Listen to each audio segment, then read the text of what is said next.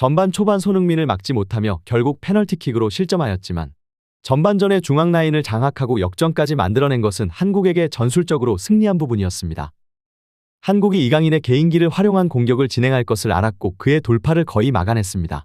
하지만 결국 또다시 손흥민을 막지 못하였고 그는 영리하게 동료를 활용하는 플레이를 펼쳤습니다. 전반 시작 후 5분 그리고 종료 직전 5분 손흥민을 막지 못하며 결국 그에게 승리를 빼앗겼습니다.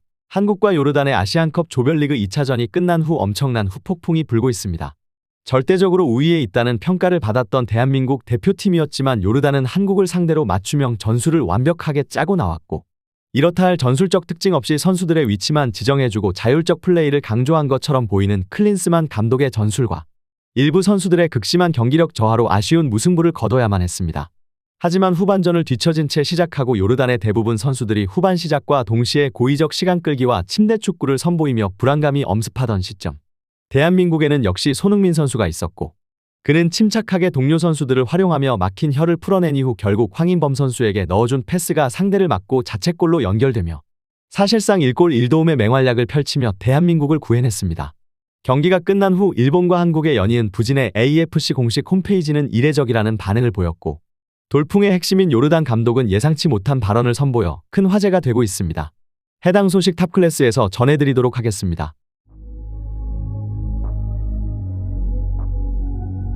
전반 초반부터 압도적인 활약을 펼친 선수는 대한민국의 딱 2명, 공격의 손흥민과 수비의 김민재였다. 그동안 아시안컵에서 한국이 패배한 전형적인 패턴으로 흘러가던 경기의 분위기를 반전시킨 건 수비에서 차원이 다른 클래스를 보여준 김민재가 상대팀 공격수에게 좌절을 선물하였고 경합 성공률 100%를 기록하며 바이에른 미넨의 센터백은 세계 최고의 센터백이라는 말을 아시안컵을 지켜보는 축구 팬들에게 확실히 각인시켜 주었다.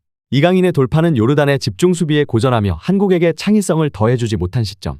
손흥민의 선택은 자신을 희생하며 왼쪽 라인까지 극단적으로 공간을 벌리며 수비를 이끌어내기 시작했다. 이날 경기장 위에 있던 선수 중 2번째로 많은 거리를 이동한 손흥민은 월등한 활동량으로 요르단의 역습 찬스에 가장 적극적으로 수비 가담을 한 한국의 공격수였을 뿐 아니라 자신에게 쏠리는 집중 견제에 서령우와 정우영에게 영리하게 패스를 넣어주며 요르단 수비를 흔들기 시작했다.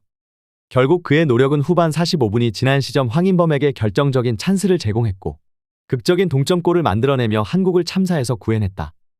한국에는 결국 부동의 에이스 손흥민이 있었다. 아시안컵 정상에 도전하고 있는 대한민국 대표팀이 아픈 예방주사를 맞았습니다.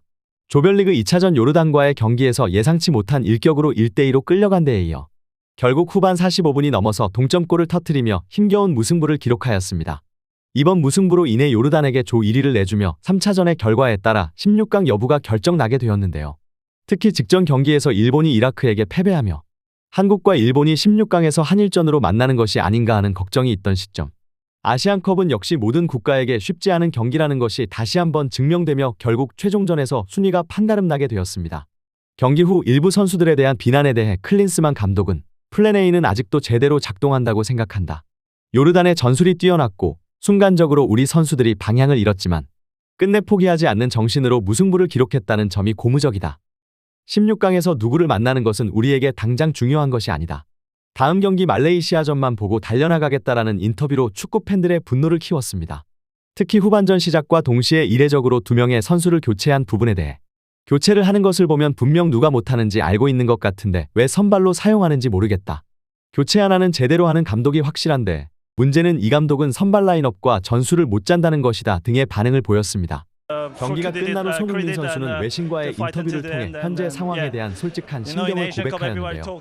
제가 뛰고 있는 곳이 소속팀 토트넘이던지 아니면 우리 국가대표 경기던지 모두 저를 지켜보기 때문에 언제든지 압박감이 있는 것은 사실입니다. 하지만 이는 제가 꿈꾸던 흥미로운 선수가 됐다는 것이기 때문에 좋은 현상이라고 생각합니다. 저는 항상 이러한 압박감들을 잘 대처해왔고 좋아하기도 합니다. 제가 이러한 압박감들을 즐기지 못했다면 여기까지 오지도 못했을 것이라 생각합니다. 모두 쉬운 경기가 되리라 생각했겠지만 아시안컵에선 절대 쉬운 경기가 없습니다. 정신적으로 그리고 피지컬적으로 준비되지 않는다면 문제를 겪을 수 있다고 생각합니다. 딱 오늘의 경기가 좋은 예시가 될 것 같네요. 저희가 조금 더 책임감을 가지고 경기에 임했어야 한다고 생각합니다. 다행인 점은 마지막에 동점골을 만들었기 때문에 이런 상황 속에서 긍정적인 부분들을 생각하는 것이 가장 중요하다 생각합니다. 팀으로서 선수로서 이번 경기를 통해 많은 걸 배웠습니다. 이런 일이 조별리그에서 나와 다행이라고 생각하고 더욱더 강해져 앞으로 나아가겠습니다. 라는 인터뷰를 통해 다시 한번 정신을 가다듬고 다음 경기에 최선을 다할 것을 이야기했습니다.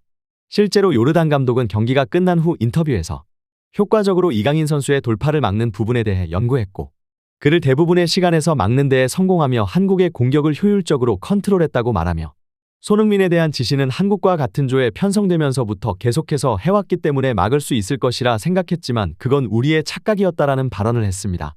특히 경기 중 1대1 돌파를 많이 허용하지 않았지만 그의 압도적 활동량과 위협적인 스프린트, 언제 터질 줄 모르는 기습적인 슈팅에 수비수들이 후반 극한의 클러치 상황으로 갈수록 그를 막는 데에 집중할 수밖에 없었고 손흥민은 이를 즐기듯이 결정적인 찬스를 동료 선수들에게 연이어 제공하며 소속팀에서와 같이 집중 견제를 받을 때 동료를 활용하는 모습을 보여주었다며 극찬을 이어갔습니다.